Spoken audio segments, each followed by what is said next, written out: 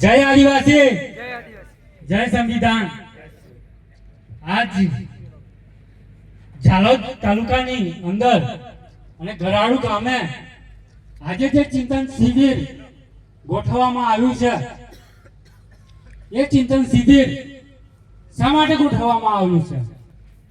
તો જે આપણા મૂળ અધિકારો છે, જે સંવિધાનની અંદર આપેલા છે, જે ફંડામેન્ટલ રાઇટ્સ છે, એના વિશે આપણે જાણવાની જરૂર છે।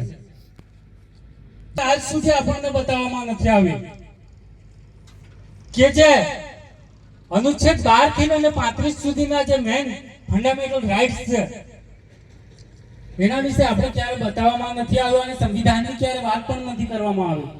અને ઘણા ખરા સુપ્રીમ કોર્ટના જજમેન્ટો પણ છે।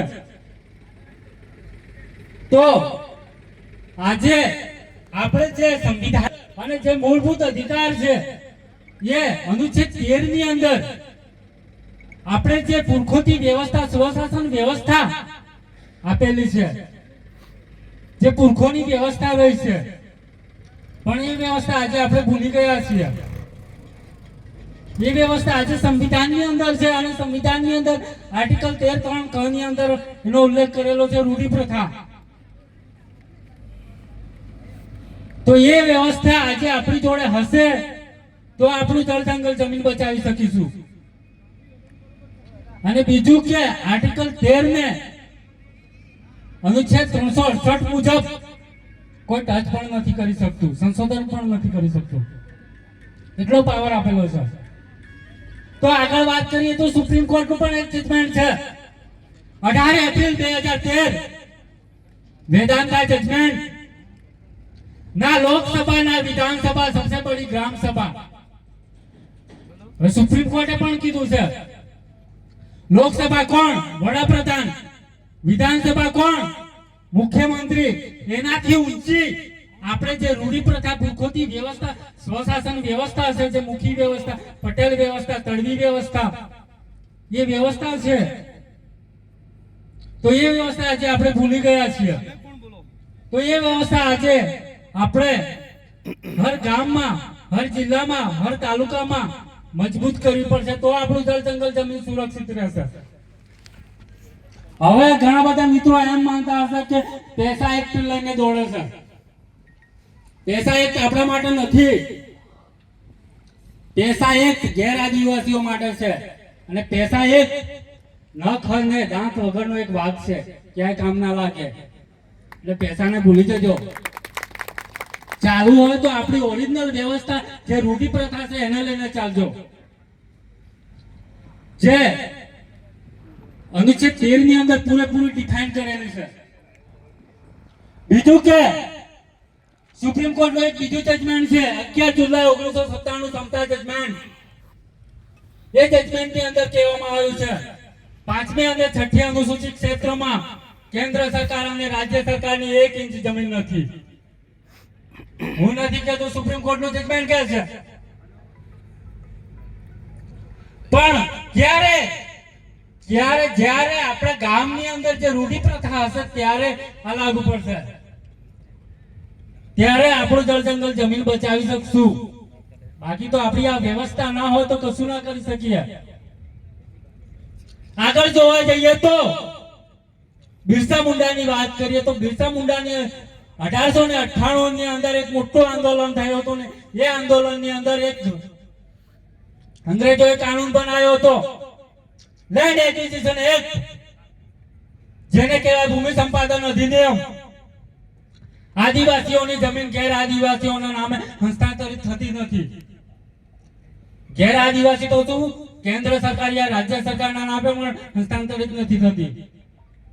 તો કેવી રીતે લઈ શકે છે? કેવી રીતે કેન્દ્ર સરકાર રાજ્ય સરકારના નામે થાય છે? પણ આપણે જાણતા જ નથી। એ જ રીતે સુપ્રીમ કોર્ટનું એક જજમેન્ટ આવી ગયું છે 21 નવેમ્બર 2003 अमरेंद्र प्रताप सिंह बनाम तेज बहादुर प्रजापति, आदिवासियों की जमीन गैर आदिवासियों के नाम हस्तांतरित हो ही नहीं सकती। गैर आदिवासी तो क्या केंद्र सरकार या राज्य सरकार के नाम पे हस्तांतरित हो ही नहीं सकती है। तो घણા બધા જજમેન્ટો આવેલા છે। આગળ વાત કરીએ તો જે બીજું સુપ્રીમ કોર્ટનું જજમેન્ટ છે કે જે આપણે પડતી જમીન, પડતી મતલબમાં પડતર જમીન, ગૌચર જમીન, ખરાબાની જમીન, હવે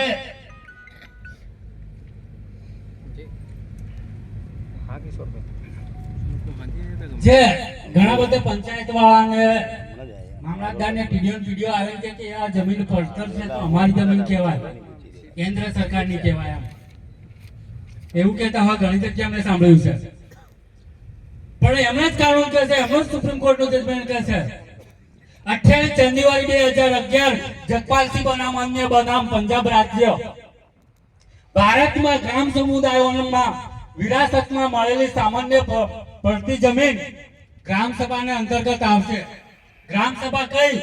રૂઢિ પ્રથા, સ્વશાસન વ્યવસ્થા એના અંતર્ગત આવશે. પણ આપણને ખ્યાલ જ નથી. હવે વાત કરીએ કે એસટી અને આદિવાસી બંને અલગ અલગ છે, પણ આપણને ખ્યાલ નથી. એ પણ એક સુપ્રીમ કોર્ટે જજમેન્ટ આપી દીધું છે.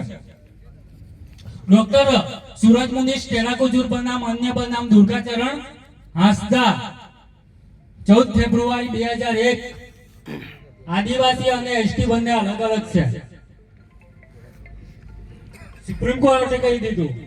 અને જો આદિવાસી બનવું હોય તો અનુચ્છેદ 13 મુજબ આપણે રૂઢિ પ્રથા ચલાવીશું ત્યારે આપણે આદિવાસી સાબિત થઈશું. એ આ જજમેન્ટની અંદર સાફ સાફ ડિફાઇન કરેલું છે.